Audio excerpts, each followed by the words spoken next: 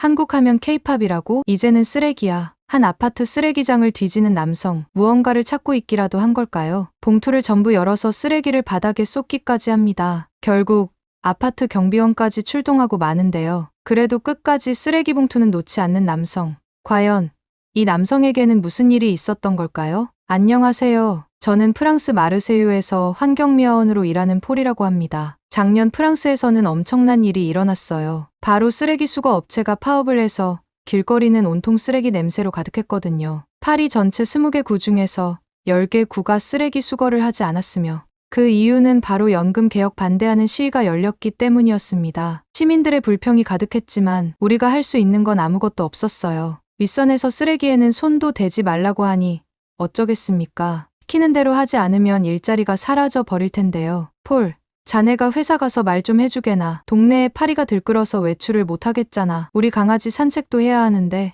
쓰레기를 파헤치려고 하니까 나갈 수가 없어요. 시민들이 이렇게 불편해하는데 파업은 대체 언제 끝나요? 주민들의 항의도 만만치 않았어요. 사실 무시하면 그만이라고 생각하겠지만 제게는 사랑하는 아내와 딸이 있기에 그럴 수도 없었습니다. 제가 피해버리면 원성이 아내와 딸에게로 향하게 될 테니까요. 이 파업으로 인해 제일 큰 피해를 본 사람은 바로 식당 주인들이었어요. 길거리에 쓰레기가 넘치니까 쥐들이 득실된다니까요. 위생 문제로 장사도 망하고 식당 주인들만 죽어나가는 거죠. 아무래도 음식 쓰레기 때문에 바퀴벌레도 계속 나와요. 한 번은 홀에 바퀴벌레가 나타나는 바람에 그날 장사는 망했죠. 이런 불평에도 정부와 노동조합이 타협할 기미가 보이지 않다는 말만 들릴 뿐이었습니다. 그러자 사람들은 도저히 참지 못하고 집과 가게 앞만이라도 쓰레기를 치우기 위해 민간 청소업체를 고용하기도 했죠. 다행히 지금은 파업이 끝나고 길거리도 전보다 많이 깨끗해졌는데요. 그렇다고 파리의 쓰레기 분리 배출 방법이 깨끗한 건 아니었어요. 일반 쓰레기와 음식물 쓰레기를 구분 없이 버려 처리 비용도 감당하기 어려운 상태였고 쓰레기를 모아둘 장소도 마땅치 않았습니다. 이를 보고 함께 일하는 동료 한 명이 혀를 차며 프랑스 거리를 비웃었어요. 그는 3개월 전 중국에서 프랑스로 온 우징이라는 젊은 남성이었습니다. 이거 봐. 사람들이 몰라서 중국만 욕하는 거라니까. 여기 선진국 맞아. 쓰레기 나라라고 해도 되겠어. 우징은 함께 일하는 첫날부터 이간질하는 말을 은근히 던지곤 했어요. 다들 나이가 있어서 무시해서 다른 사람 앞에서는 안 그러지만 유독 비슷한 나이인 제 앞에서만 심했죠. 폴, 너는 프랑스 출신인 게 쪽팔리겠다. 이참에 여기 일 관두고 같이 중국 갈래? 일도 훨씬 편하고 복지도 좋아. 솔직히 언제 다시 파업할지도 모르는데 처자식 생각도 해야지. 중국이 어떤지 한 번도 가보지 않아서 그의 말에 반박할 수 없었어요. 하지만 한 가지 확실한 건 아내와 자식을 두고 떠날 생각은 없었습니다. 그리고 처자식 이야기를 함부로 들먹이는 그의 태도에 더는 듣고만 있을 수 없었어요. 그렇게 중국이 좋으면 중국에서 계속 일하지. 뭐하러 이 먼 곳까지 왔어?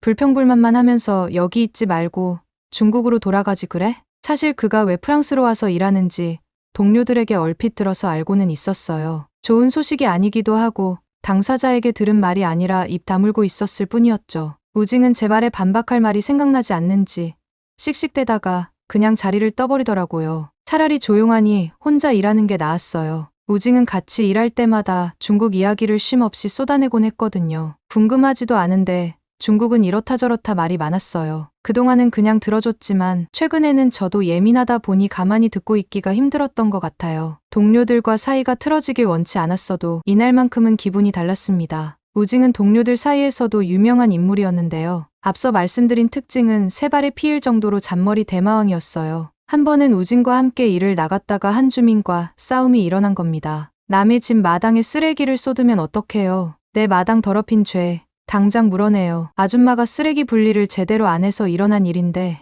내가 왜 물어냅니까? 이런 식으로 환경미화원들한테 돈 뜯어냈어요. 우징, 주민분께 무슨 신뢰야. 당장 고개 숙이고 사과드려. 죄송합니다. 저희가 배상하고 치울 테니까 직원이 잘못한 일 용서해 주세요. 우징이 쓰레기 봉투를 찢어서 주민 마당에 쓰레기를 다 부어버린 사건이었어요. 결국 뒤처리는 제 몫이었고 우징은 끝까지 사과하지 않았습니다. 본인은 환경미화원으로서 해야 할 일을 했다고 했지만 끝내 회사에서 그 일로 해고당하고 말았어요. 고객센터에 민원이 들어와 회사에서 한바탕 난리가 났었거든요. 우징이 사직서를 내고 나가긴 했지만 실상은 해고나 다름없었습니다. 우징은 회사 앞에서 침을 뱉고는 이딴 쓰레기 나라까지 와서 도와준 은혜도 모르고 감히 날 내쫓아? 내가 중국 가서 프랑스는 쓰레기 도시라고 다 까발릴 거야. 두고 보라고 라며 다시 중국으로 돌아간 듯 했습니다. 네, 해외 시찰이라니요. 우징이 떠나고 평화로운 일상의 연속이더니 역시 인생은 한치 앞을 예상할 수 없더군요. 갑자기 회사 방침이 떨어졌다며 저를 포함한 몇몇 동료들은 중국으로 해외 시찰을 떠나야 했습니다. 그것도 3박 4일을요. 중국이라면 우징 때문에 모두가 꺼리는 나라였는데 하필 걸려도 중국에 걸리다니. 중국 팀인 우리는 울상이었죠. 그리고 또 울상인 팀이 있었는데 바로 한국으로 시찰 가는 팀이었습니다. 우징이 한국도 프랑스 못지않게 쓰레기 나라라고 노래를 불러대서 다들 그렇게 알고 있었거든요. 솔직히 중국보다 더 가기 싫은 게 한국일 정도였죠. 특히나 나이가 좀 있거나 가정이 있는 동료들은 차라리 중국으로 보내달라고 사정하기도 했습니다. 회사에서는 결정한 사안을 바꿀 수 없다고만 했고 팀원들끼리 합의해서 바꾸라고 했지만 아무도 한국으로 가고 싶어 하는 사람이 없어 그대로 시찰하러 중국과 한국으로 흩어졌습니다. 여러 나라에서 워낙 중국의 인식이 좋지 않기에 아내도 걱정이 많았는데요. 특히 우리가 중국을 더 싫어했던 이유는 우징보다도 중국인 관광객들 때문이었어요. 많은 관광객이 모이는 프랑스 수도 파리 에펠탑에서 한 중국인 커플이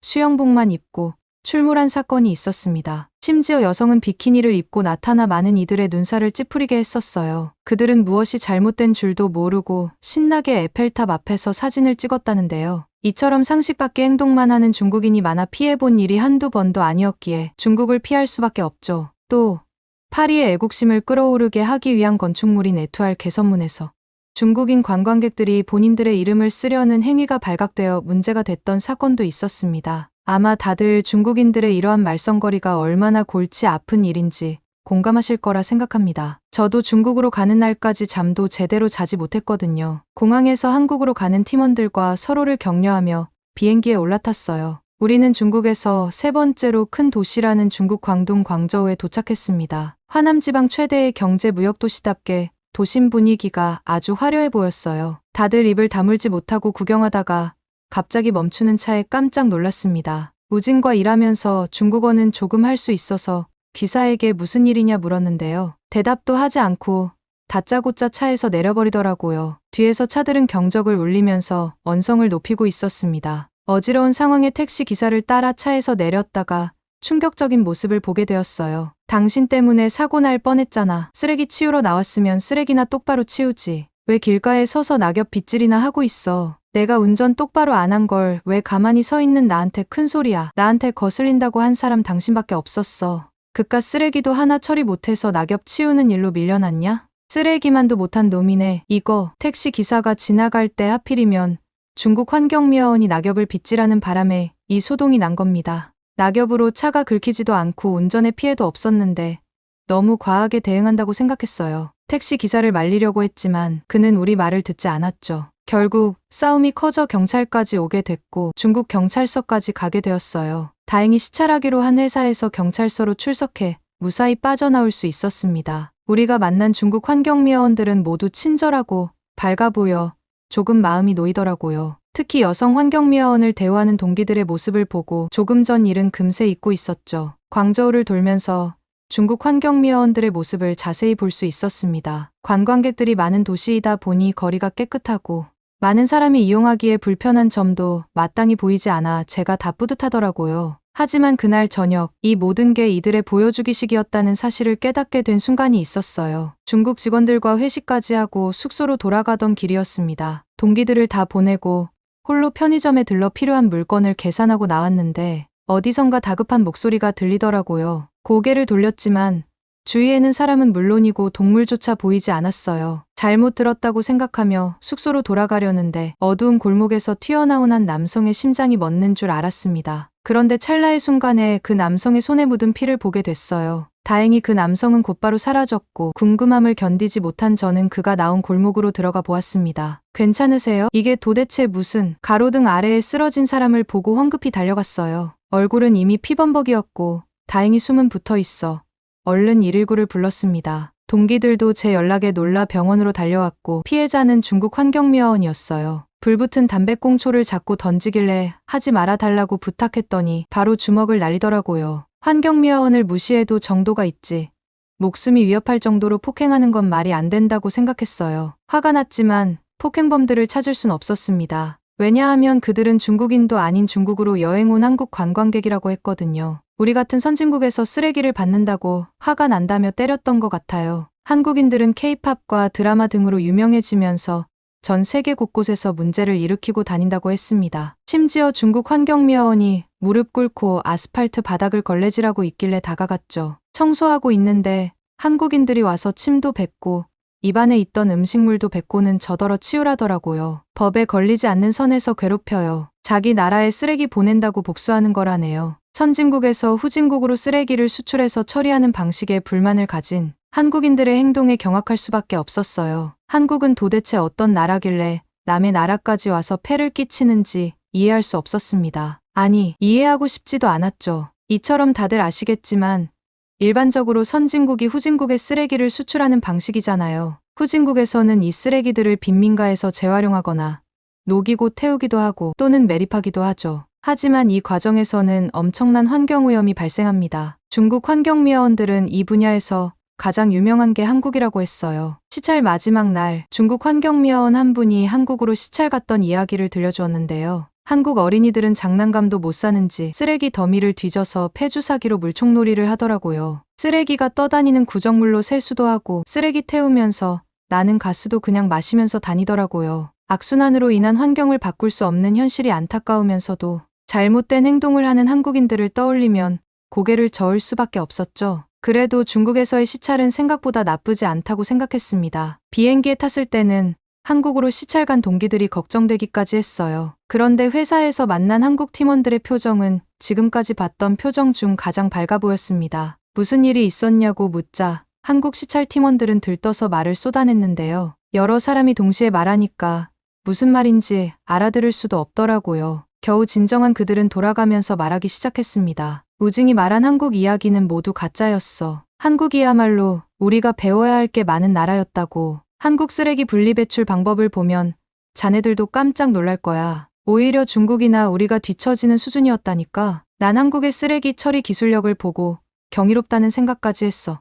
한국이야말로 친환경 나라인 거지. 한국을 따라올 나라는 세상 어디에도 없어. 내가 장담해. 하지만 그들이 아무리 한국이 대단하다고 말을 해도 중국으로 시찰 간 우리는 믿을 수 없었어요. 중국에서 본 한국인들은 그야말로 망나니 수준이었으니까요. 우리의 반박이 시작되면서 단순한 대화는 열띤 토론의 장으로 변질되었습니다. 회사에서도 이 문제를 단순화하지 않고 프랑스 쓰레기 분리배출에 연관 지어 보자는 제의를 했는데요. 그냥 하면 재미없으니 중국 시찰관 팀은 한국 쓰레기 분리배출법을, 한국 시찰관 팀은 중국 쓰레기 분리배출법에 대해 알아보고 논의하도록 하죠. 당연히 우리는 반박했지만 팀장님의 말씀에 더는 따져들지 못했습니다. 사람에게 경험은 그 무엇보다 값진 걸음이 되겠지만 때로는 해가 될 때도 있지. 내가 보고 들은 데에만 집중하다 보면 앞으로 나아가지 못할 때도 있다는 말이야. 그렇게 저희는 프랑스 쓰레기 처리에 열과 성을 다하기 위해 한국과 중국의 쓰레기 분리배출법을 공부해야 했습니다. 그런데 한국에 대해 알아가면서 중국 시찰팀인 우리는 충격에 빠지고 말았어요. 전 세계가 쓰레기 처리를 심각한 환경 문제로 생각하는 와중에 특히나 음식물 쓰레기 처리가 제일 골칫거리였는데요. 프랑스에서는 과일이나 채소 껍질, 생선 및 육류, 고기의 뼈, 달걀 껍데기, 차와 커피 찌꺼기 등의 음식 쓰레기는 일반 쓰레기와 함께 버리고 있었어요. 미식의 나라답게 일반 쓰레기의 3분의 1이 음식물 쓰레기라 1인당 연평균 83kg을 배출한 셈이었죠. 매년 약 540만 톤의 음식물 쓰레기를 매립했다는 말입니다. 하지만 모든 선진국을 제치고 오로지 한국만이 거의 20년 동안 음식물 쓰레기 재활용을 의무화하고 있다더라고요. 한국은 거의 모든 바이오 폐기물을 재활용하는 모범 사례가 되고 있다는 말까지 나오고 있었습니다. 한국은 음식물 쓰레기 문제를 해결하기 위해 노력하는 다른 국가들을 위해 중요한 청사진을 제시했다고도 했죠. 심지어 미국 워싱턴 포스트는 한국은 음식물 쓰레기의 90%를 재활용하고 있습니다. 이것이 전 세계에 무엇을 가르쳐 줄 수 있는가? 라는 제목의 기사로 한국의 5천만 인구, 그들에게 음식물 쓰레기 재활용은 당연히 해야 하는 일이었다. 그저 일상일 뿐이었다. 한국의 대부분 아파트에서는 각 가정이 배출한 음식물, 쓰레기의 무게를 측정하여 비용을 분담하게 하는 시설이 마련되어 있다. 단독주택의 거주자는 정부에서 판매하는 음식물 쓰레기 종량제 봉투를 구매해 사용한다. 라고 전하고 있었습니다. 또한 한국은 전국적인 음식물 쓰레기 처리 시스템을 갖춘 전 세계에서 몇 안 되는 국가 중 하나이다. 라고 짚기도 했습니다. 미국에서는 이미 뉴욕 등 도시들만이 한국과 비슷한 규정을 따르고 있다는 기사에 입을 다물지 못했어요. 더 놀라운 점은 미국 뉴욕타임스에서 한국은 어떻게 음식물 쓰레기를 재활용하는가 기사로 한국을 집중 조명하기도 했습니다. 전 세계적으로 매년 버려지는 음식물인 14톤의 쓰레기 대부분은 매립지에서 썩어나가며 물과 토양을 오염시키거나 강력한 온실가스 중 하나인 메탄을 발생시킨다. 하지만 약 20년 전부터 음식물 쓰레기 매립을 금지한 한국에서는 이러한 일이 발생하지 않고 있다. 라며 서울을 포함한 주요 지역의 음식물 쓰레기를 꼼꼼하게 취재했다고도 나와 있었습니다. 이미 중국 시찰관 팀원들도 한국 쓰레기 배출법에 관한 기사를 찾아본 얼굴들이었어요. 우리는 휴무가 맞는 사람끼리 모여 한국에 직접 가보기로 했습니다. 기사에 적힌 말들을 받아들이기 쉽지 않더라고요. 불신 가득한 상태로 토론하면 누가 제 말을 믿어주겠어요. 뱉는 말에 확신이 있으려면 정확한 증거가 필요하다고 생각했습니다. 짧은 일정이라 빠듯했지만 기대와 설렘 그리고 조금의 걱정을 안고 한국으로 떠났죠. 우리는 한국에서 생각보다 더한 충격을 받고 돌아왔습니다. 한국에서의 경험에 현실로 돌아오기 힘들 정도였어요. 회의가 열렸고 드디어 결전의 날이 왔습니다. 우리는 그간 보고 듣고 직접 겪은 한국 쓰레기 처리 현황을 직원들에게 소개했는데요. UNFP가 집계한 전 세계 1인당 평균 음식물 쓰레기 배출량은 79kg인데 한국은 그보다 15% 많은 95kg으로 확인되었습니다. 한국은 전 세계 평균보다도 훨씬 많은 음식물 쓰레기를 발생시키고 있는 나라죠. 이 말에 한국으로 시찰 갔던 팀원들이 테이블을 치고 일어나며 언성을 높였어요. 잘못된 정보로 토론에 참석했다며 퇴장하라는 말까지 하면서요. 팀장님은 발표가 끝나지 않았으니 계속 들어보겠다며 그들을 진정시켰습니다. 한국 시찰 팀원들은 여기서 더한 말을 했다가는 가만두지 않겠다는 눈빛으로 우리를 지켜보고 있었어요. 한국은 전 세계에서 유사한 사례를 찾아볼 수 없는 독특한 식문화가 존재하기 때문인데요. 바로 반찬입니다. 한식의 특징 중 하나가 주 메뉴 하나에 함께 제공되는 반찬이 적게는 3개에서 4개, 많으면 20개가 넘게 나오더라고요. 그래서 상대적으로 버려지는 음식물 쓰레기의 양이 많을 수밖에 없었습니다. 여기까지만 들으면 여러분도 한국이 왜 미국 기사까지 날 만큼 쓰레기 분리배출을 잘하는지 의아하다고 생각하실 텐데요. 한국 정부는 음식물 쓰레기의 심각성을 인지하고 급진적인 정책을 실시했습니다. 한국은 1960년대 이후로 발빠른 경제 성장을 이뤄낸 나라로 산업화와 도시 집중화로 폐기물이 급증하자 대부분의 처리를 매립에 의존했다고 했습니다. 한국이 매립에 의존한 이유는 1980년대까지 쓰레기 수거 분야에만 예산과 인력을 집중했기 때문이라는데요. 이는 악취뿐 아니라 각종 환경오염을 일으켰죠. 그래서 시작된 정책이 바로 쓰레기 종량제 정책이었습니다. 환경부는 1994년 4월부터 전국 31개시, 군, 구에서 쓰레기 종량제를 시범과 동시에 실시했고 1995년 1월부터 쓰레기 종량제를 전국으로 확대했다더라고요. 독일, 스위스, 일본 등 종량제를 먼저 시행한 국가는 덜어 있었지만 쓰레기 종량제를 전국적으로 일시에 시행한 건 한국이 최초였어요. 한국은 이런 정책 효과로 쓰레기 발생량이 감소했고 재활용품이 증가했으며 무엇보다 쓰레기는 분리해서 배출해야 한다는 국민의식이 생겼다고 했습니다. 이러한 인식의 변화와 함께 이후 음식물 쓰레기도 분리배출하자는 정책에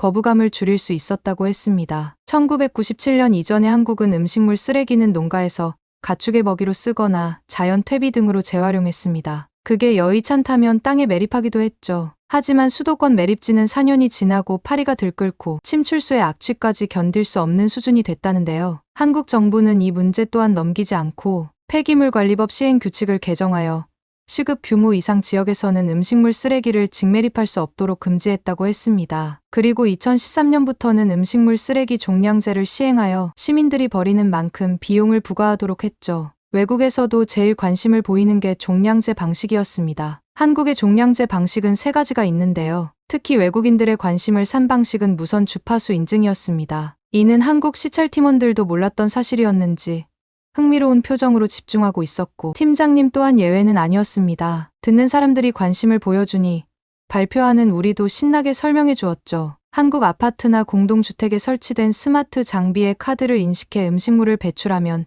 배출자 정보와 배출된 음식물 쓰레기, 무게 정보가 환경부 중앙 시스템으로 전송됩니다. 그러면 개인이 버린 양에 따라 비용이 부과되는 개념이더라고요. 일반 가정에서는 편의점이나 마트에서 쉽게 구할 수 있는 종량제, 봉투를 구매해 음식물을 배출하면 쓰레기차가 수거해 가는 시스템도 있었습니다. 이제는 한국에서 음식물 쓰레기를 함부로 버리는 사람이 있다면 그 사람을 보고 몰지각한 인간이라고 한다네요. 그만큼 공감대가 형성되어 음식물을 아무 곳에 버리는 사람이 거의 없다는 게 중점이었습니다. 팀장님과 한국 시찰 팀원들은 한국의 쓰레기 분리 배출법에 감탄을 쏟아냈습니다. 하지만 여기서 끝이 아니었어요. 한국은 현재 이를 다시 자연으로 돌려보내는 수준까지 도달해 있었거든요. 음식물을 건조해 사료나 퇴비로 만들거나 발효 과정을 거치며 생성되는 메탄가스를 연료로 사용하기도 한다는 겁니다. 고로 한국의 쓰레기 처리 시스템은 지구온난화의 주범인 온실가스를 줄이고 해양오염까지 막아주는 경이로운 시스템이었습니다. 해외에서 한국을 극찬하고 따라하는 게 당연한 일 아닐까요? 우리의 발표가 끝나자 회의실에 있던 모든 직원은 박수를 보냈습니다. 우리가 한국을 방문해서 경기도 고양이 쓰레기 처리장에 방문했을 때 보고 느낀 게 프랑스뿐 아니라 전 세계 어디에서도 통할 것이라 확신했거든요. 음식물 쓰레기 분리 배출이 누군가에게는 귀찮은 일이기도 하고 의미 없어 보이는 일처럼 느껴질 수도 있습니다. 하지만 한국의 오랜 노력은 전 세계의 모범 사례가 되었고 이들을 따르려는 나라들이 줄 서 있을 정도입니다. 한국은 전 세계 국가 중 가장 일선에서 환경을 보호하고 있는 나라일 겁니다. 최근 한국의 한 민간 기업에서는 AI 로봇을 통한 폐기물 선별 기술을 개발하고 있다고 들었는데요. 환경에 있어서는 한국이 제일 선진국이라고 단언할 수 있겠네요. 그리고 중국 쓰레기 배출법을 발표하는 직원들을 말해 중국 시찰 다녀온 우리 팀은 모두 화장실로 달려가야 했습니다. 중국에서 보고 들었던 일들은 한국인이 아닌 중국인들이었더라고요. 중국인들이 한국을 시기 질투해서 전 세계를 혼란스럽게 하고는 I'm Korean이라고 한다는 겁니다. 이보다 더 충격적인 건 중국이 전 세계에서 쓰레기를 가장 많이 수입하는 나라라고 해요. 중국 다큐멘터리 영화인 플라스틱 차이나를 보면 중국의 재활용 산업 실태를 알 수 있다고도 했습니다. 무엇보다 우리가 화장실로 달려가야 했던 이유는 중국에서는 음식물 쓰레기를 가축에게 먹여 키운 후 식당에서 식용으로 판매하고 있다는데요.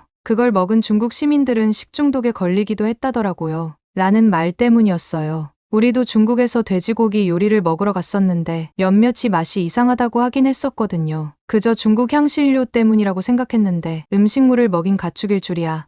상상도 못했죠. 다행히 우리의 노고가 회사에 반영되면서 한국을 본보기로 삼고 올해 1월 1일부터 음식물 쓰레기 분리 배출을 전면 시행하기로 했습니다. 아마 우리도 언젠가 한국처럼 전 국민이 쓰레기 분리 배출을 당연하게 여기는 날이 오겠죠. 그런 날이 빨리 오길 바라며 환경미화원을 다시금 돋보이게 해준 한국에 감사하다고 전하고 싶네요. 서울 소재의 모 대학, 성대한 입학식이 진행되고 있습니다. 즐거운 표정의 학생들과 학부모. 그 사이로 벌써 친해진 친구들끼리 모여 사진을 찍고 있네요. 한국 학생뿐만 아니라 외국 유학생들도 많이 보입니다. 영국에서 온 유학생 크리스틴과 그녀의 중국인 친구 샤오샤도 사진을 찍고 있고요. 활짝 웃는 크리스틴과 달리 샤오샤는 불안한 표정을 감추지 못합니다. 그런데 바로 그 순간 사람들 사이에서 비명이 터져 나옵니다. 어디선가 쾅 하는 굉음도 들렸죠. 샤오샤는 사색이 되어서는 강당을 빠져나왔습니다. 미개한 한국에서 이런 일이 일어날 줄 알았다며 욕도 하기 시작하는데요. 그런 샤오샤의 다급한 뜀박질은 크리스틴의 한마디 말 때문에 멈췄습니다. 순식간에 주변 사람들의 눈이 샤오샤에게 향하네요. 어쩔 줄 몰라 하는 샤오샤는 그저 고개 숙이면서 사과만 합니다. 도대체 샤오샤는 왜 도망친 것일까요? 반갑습니다. 저는 하버드에 다니는 샤오샤라고 해요. 다들 하버드에 대해서는 잘 아실 거라고 생각합니다. 모두가 이름을 아는 대학에 다닌다는 건 언제나 저희 큰 자랑거리죠. 제 고향인 중국에 계신 부모님도 무척 기뻐하셔요. 하지만 하버드에서 보낸 시간은 화려하지 않았어요. 오히려 처절하고 힘겨운 시간이었습니다. 과제와 시험을 준비하느라 잠들지 못했고 하버드에 입학한 실력자들 사이에서 뛰어나야 한다는 압박이 저를 괴롭혔어요. 그리고 무엇보다 미국의 치안이 저를 너무나 괴롭게 했습니다. 중국은 학교 보안이 무척 철저합니다.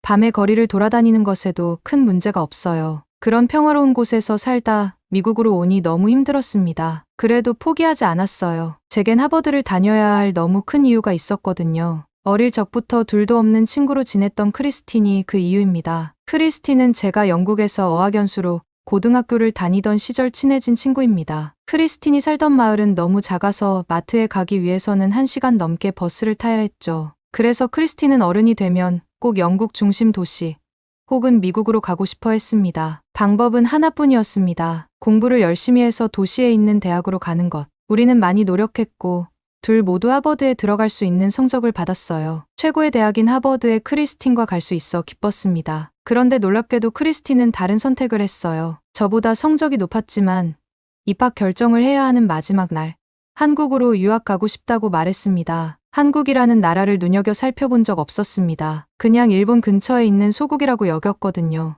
크리스틴 때문에 알아보니 케이팝이나 드라마가 유명한 국가라고 하는데 그게 한국을 선택한 이유는 아닐 거라고 믿었습니다. 하버드라는 대학과 고작 그런 것과 비교할 수는 없으니까요. 그래도 크리스틴의 결정을 존중했습니다. 하버드에서 수업을 들으며 매일 크리스틴을 떠올렸습니다. 영어도 잘 안 통하는 나라에서 고생하고 있을 그녀의 목까지 열심히 수업을 들었어요. 복잡하고 지저분한 도시 환경. 매일 밤마다 사건이 일어나는 치안 상태 속에서 몇 년이 흘렀습니다. 저는 졸업을 한 학기 남겨두고 방학에 접어든 상태였고 크리스틴은 저를 한국에 초대하고 싶다는 메일을 보내왔습니다. 메일을 보자마자 활짝 웃음이 지어졌어요. 오랜만에 친구를 만날 수 있어 기뻤습니다. 문득 한국이 궁금해진 저는 곧장 자료를 찾아보기 시작했습니다. 그런데 한국을 검색하니 너무나 안 좋은 뉴스만 가득했습니다. 칼부림 테러가 일어났다거나 북한이 미사일을 쏘았다거나 범죄자가 경찰을 폭행하고 도망쳤다는 뉴스들이었죠. 어쩌면 미국보다 더 위험하고 미개해 보인다는 생각도 들었습니다. 그런데 어떤 뉴스 기사에는 한국의 치안이 세계 1위라는 이야기가 적혀 있었죠. 서로 상반되는 정보 속에서 조금 고민했습니다. 하지만 사랑하는 크리스틴을 보고 그녀가 한국을 선택한 이유를 알고 싶었기에 곧장 한국행 비행기 표를 예약했습니다. 크리스틴은 공항까지 마중 나와 있었어요. 우리는 반갑게 인사를 나눴습니다. 크리스틴은 제가 입은 후드티에 그려진 하버드 대학교 로고를 유심히 바라보기 시작했어요. 그러다 갑자기 눈물을 흘렸죠. 순식간에 분위기가 이상해졌습니다. 크리스틴이 급히 눈물을 닦고 간만에 친구를 봐서 그랬다고 둘러댔지만 거짓말이었습니다. 도대체 한국에서 어떤 생활을 했길래 저를 보자마자 눈물이 난 걸까요? 아직 다 보지도 못했지만 저는 한국이 미워졌습니다. 그렇게 경계심이 가득해진 채 숙소로 가는 버스를 타야 했어요. 크리스틴은 공항에서 버스를 찾는 게 익숙하지 않은지 길을 헤맸습니다. 인터넷으로 검색해도 한국말을 쓰지 못해 엉뚱한 결과만 나왔어요. 우왕좌왕하고 있는데 갑자기 크리스틴이 어디론가 홀로 걸어갔습니다. 버스 정류장 근처에서 담배를 피우고 있던 남자에게 향하고 있었죠. 남자는 너무나 차가운 표정을 하고 있었습니다. 기분이 나쁜 상태인 듯 했는데 제가 미국에서 경험한 바로는 그런 사람에게 길을 물어도 답을 알지 못한 경우가 많았죠. 오히려 욕을 듣기도 했습니다. 그래서 저는 크리스틴을 말리려고 황급히 그녀를 따라갔어요. 하지만 제 예상은 완전히 틀렸습니다. 남자는 크리스틴이 서툰 한국말로 질문을 하자 너무나 밝은 웃음을 지으며 천천히 또박또박 길을 알려주었어요. 그동안 피고 있던 담배는 등 뒤로 숨겨 크리스틴과 저에게 연기가 오지 않도록 했습니다. 남자가 알려준 버스를 탈 때도 저는 경계를 늦추지 않았어요. 그런데 크리스틴은 태평하게 잠을 청하기 시작했습니다. 짐을 한가득 가지고 있는데도 말이죠. 자세히 보니 버스 안에 탄 사람들 대부분이 편한 자세로 잠을 청하거나 아무런 경계도 하지 않고 창밖을 내다보고 있었어요. 누군가는 노트북을 꺼내 일을 하는 중이었고 누군가는 책을 보고 있었습니다. 소지품 소매치기 범죄가 빈번하게 일어나는 미국에서는 상상도 할 수 없는 풍경이었어요. 특히 대학생들이 많이 타는 지하철이나 버스에서 노트북과 책을 훔치는 경우가 많아서 대중교통을 탈 때는 가방을 꼭 앞으로 매야 했습니다. 하지만 우리가 숙소 근처 버스 정류장에 도착할 때까지 아무런 소란도 발생하지 않았어요. 숙소는 크리스틴 대학 근처였습니다. 숙소로 가는 길에는 시끄러운 술집이 많았죠. 저는 미국 술집에서 일어나는 여러 사건 사고를 크리스틴에게 말했고 크리스틴은 경악을 하며 한국에서는 그런 일이 벌어지지 않는다고 답했습니다. 그러다 문득 배가 고파진 우리는 숙소 바로 앞에 있는 편의점으로 향했어요. 저는 거기서 입을 다물지 못했습니다. 하버드 근처에도 비슷한 형태의 가게가 많았습니다. 바쁜 시험 기간이면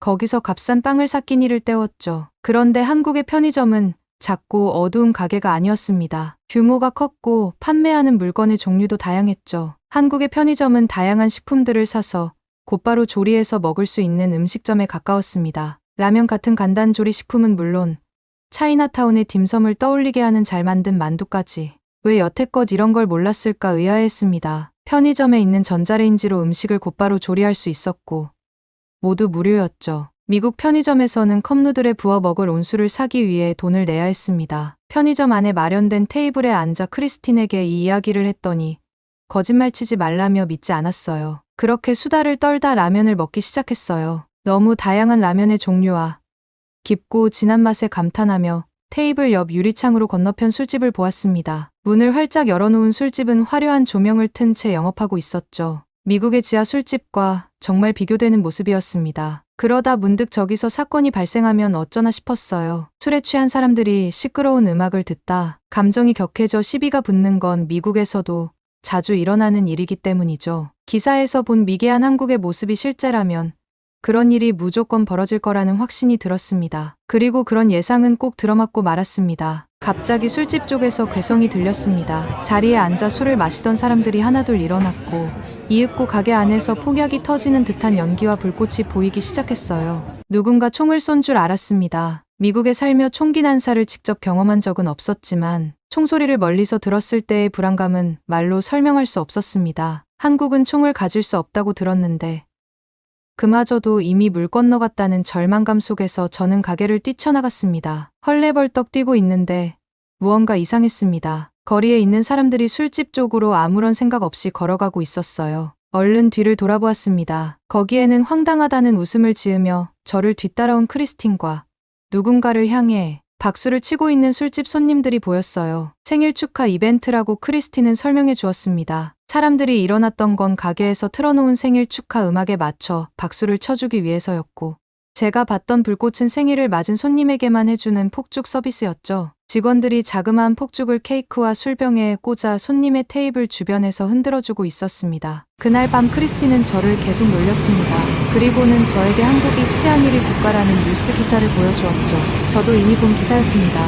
그 기사 말고 제가 봤던 사건 사고 기사를 들이밀자 크리스틴은 정말 이따금 발생하는 일이고 경찰이 잘 제 앞에 끝내니 안심하라고 했어요. 이런저런 수다를 나누다 늦게 잠들었고 마침내 크리스틴이 다니는 학교 입학식이 있는 날이 되었습니다. 크리스틴은 제게 한국 대학의 입학식 모습을 꼭 보여주고 싶어 저를 한국으로 초대한 것이었습니다. 크리스틴의 대학 시설은 대부분이 최신식이었거든요. 잘 가꾸어진 잔디밭, 최신 시설물로 정비된 기숙사, 도서를 전자책 형태로 대출받을 수 있는 터치스크린과 정돈된 강의실은 하버드의 낙후된 설비들과 대조적이었습니다. 한국의 대학은 도대체 어떻게 하버드 학비보다 저렴한 가격으로 이런 고급 교육을 제공할 수 있는지 놀라웠습니다. 게다가 입학식을 진행하는 강당도 정말 아름답게 꾸며져 있었어요. 축하 화환이라고 불리는 거대한 꽃다발이 입구 양옆으로 가득했어요. 다만 한 가지 걱정되는 건 학교를 노리는 범죄였습니다. 어린아이들이 다니는 초등학교나 중학교뿐만 아니라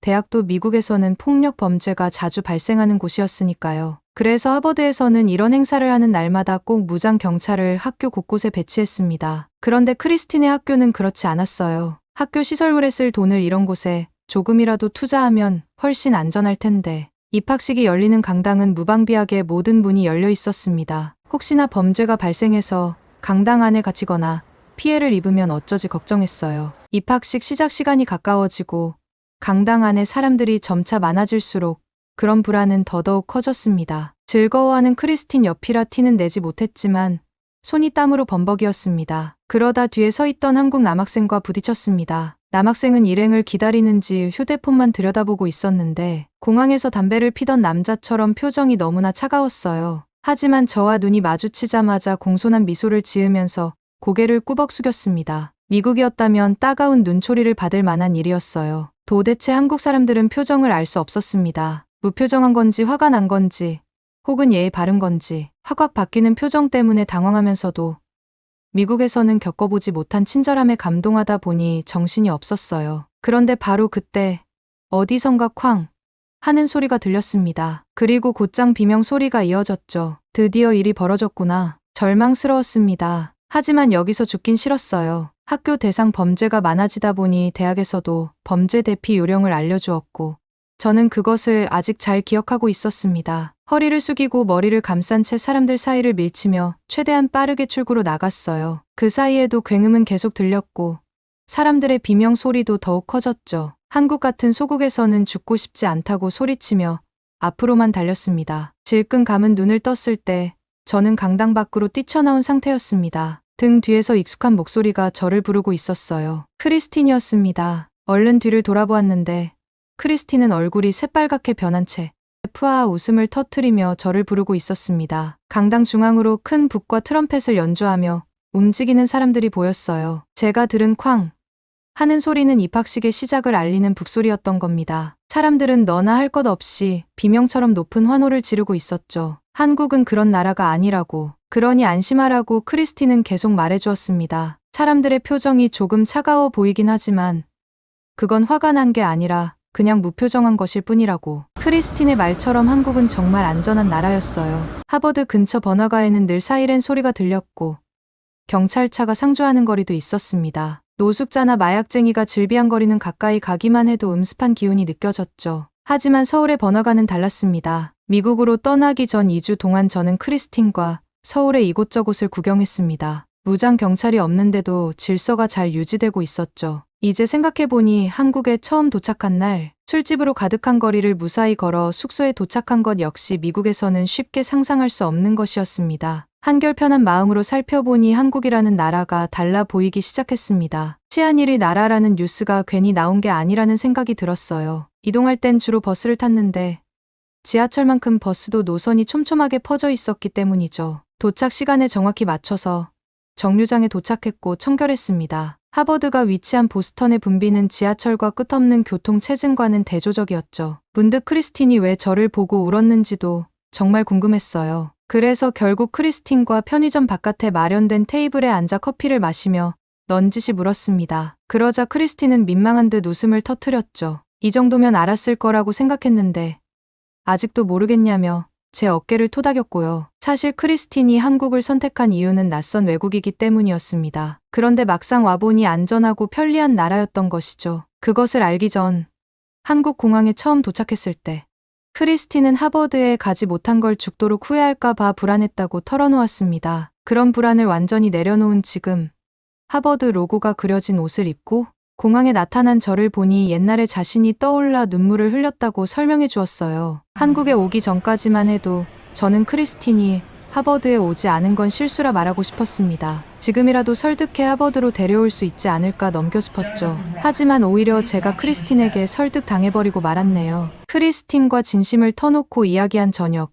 저는 한 학기 휴학을 결정했습니다. 크리스틴과 한국에 남아 이곳저곳을 돌아다니고 싶었어요. 곧장 대학 교수님께 메일을 드렸습니다. 교수님들도 한국이라는 나라에 대해 이미 잘 알고 계신 듯 흔쾌히 제 결정에 따라주셨습니다. 한국을 미개한 소국이라 무시하던 중국 출신 하버드생 샤오샤와 과감한 한국행을 선택한 영국인 크리스틴은 지금 한국 국토 종주를 하고 있다는데요. 서울과 전혀 다른 풍경을 찾을 때마다 기뻐하고 있다고 합니다. 밤늦게 골목을 걸어도 무섭지 않은 나라 한국.